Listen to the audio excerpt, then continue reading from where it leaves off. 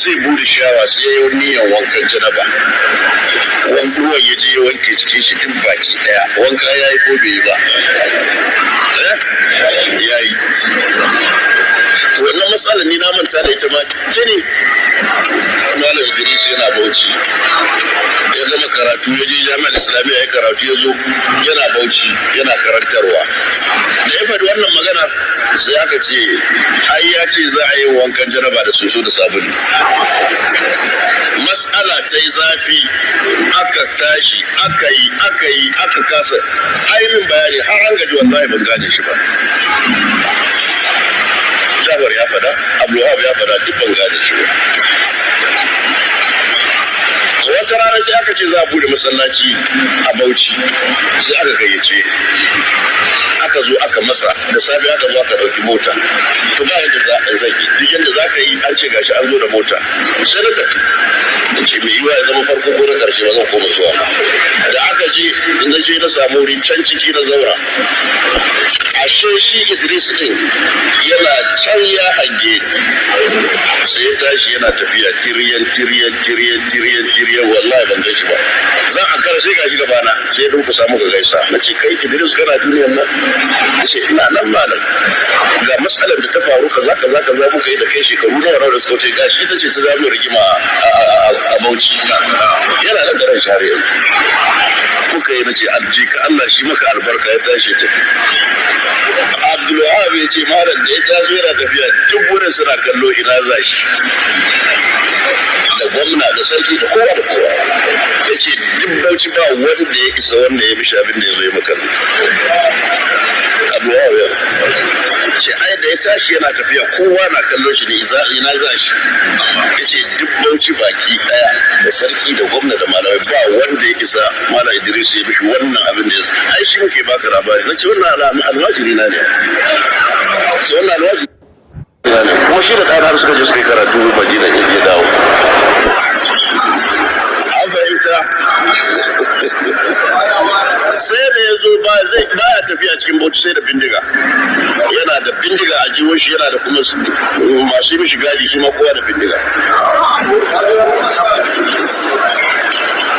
abin da yake haka yake na ce me ya faru ya ce ai almajiran wani sun ce wallahi sai sun kashe shi nace akan me ba kan wannan da ne sun ce su shi yasa duk inda za shi da bindiga yake tafiya sai ya zo gaisuwa da Jafar ya rasu sai biyo gida waje na ina sai bakin gareji na ce a malai aka yi haka nace me aka yi kai kadai malam nace kai kadai malam nace to ne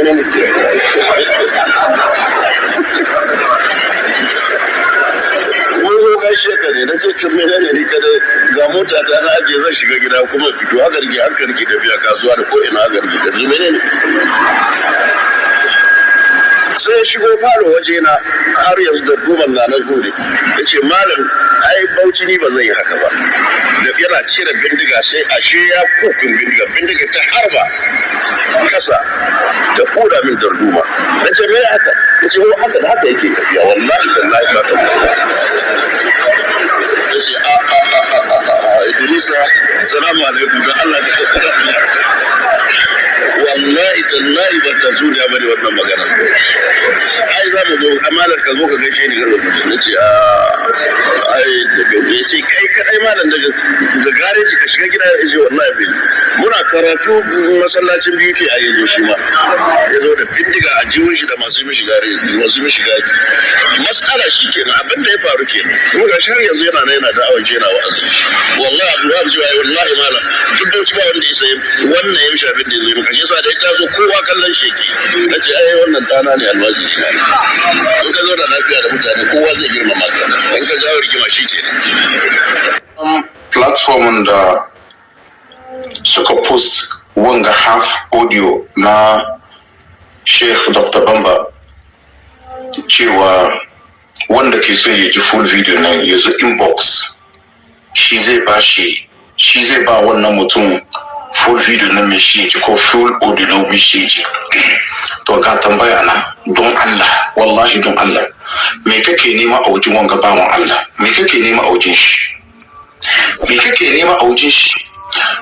kai abin da zaka yi duka ka ba ta sunan shi don Allah baka iya ba wallahi tallahi za ka sha wahala. Rashin karfin imani shi sa kake kallon wa'yansu. Ai kasashen da suka ci gaba, au turawa, wallahi bature ya fi ka shan wahalar rayuwar nan, ya fi ka wahala a cikin rayuwar nan, kowane ne kuma shi. Ba haka bane ba? Me yasa ya fi ka shan wahala? Me yasa? Saboda ina ne a wace tasha ake daɗin rayuwa? Ba haka bane ba? Ba tashar kenan ba. Sai Allah maraukin sarki ya kawo ka'ida. Allazina amanu, ba a ce allazina kafaru ba. Wa tatma'innu qulubuhum bi zikrillah. Zukatansu na samun nutsu da tuna Allah da ambaton Allah. Ala ku kasa kunne ku ji, bi zikrillah tatma'innu qulub. Ambaton Allah shi ke sa nutsuwa a cikin zuciya da kwanciyar hankali da jin daɗin rayuwa. Wallahi tsohuwa da ke gida kakanka ko kakata ko menene ta fi bature jin daɗin rayuwar nan. Za ta yi sallah asuba a sha koko a ci goro ko ba a ci ba, an ji ba tashi a yi sallah mai walha, ana jira a zahar a yi, gobe a yi, ana jira a je ina lahira a samu mai. Ba baturen da ke da wannan tunani a cikin zuciyarsa, ba lahira cikin tsarinsu. إنما هذه الحياة الدنيا نموت ونحيا وما يهلكنا إلا الدهر. duk wanda ke da wannan aqidai yaushe zai ji daɗin rayuwa? Bai san ina muka fito, bai sani ba. Me muka zo yi, bai sani ba. Ina za mu koma, bai sani ba. Yaushe zai ji daɗin rayuwa? Wallahi sun fi kowa samun tashin hankali da rashin kwanciyar hankali da rashin jin daɗin rayuwa. Duk abin da suka yi sun yi shi su rasa ina daɗin rayuwa yi. Mene daɗin rayuwa ba sani ba. Shekaru 50 baya akwai turawa da suka fito daga duniya suka zo daga garin su kasashen suka zo Afirka, sun zo nan Lagos, sun zo Ghana, sun zo ko ina. Ana ce da su hippies. Duk wanda ya san su ya san su buzu gungurin gizai gashi ko ina, suna tafiya ba kafa ba takalmi, wai sun yi yaji da rayuwa.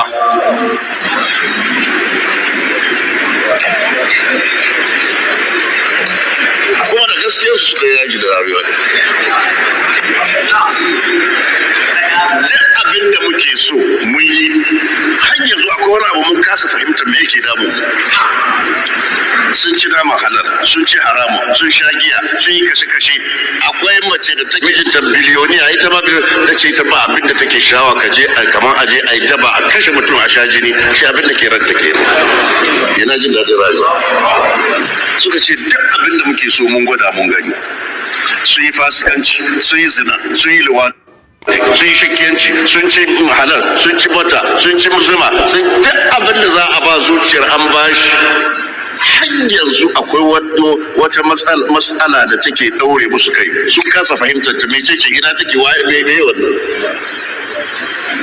ba sani ba. To shi ne suka ce rayuwar nan ba ta da ma'ana.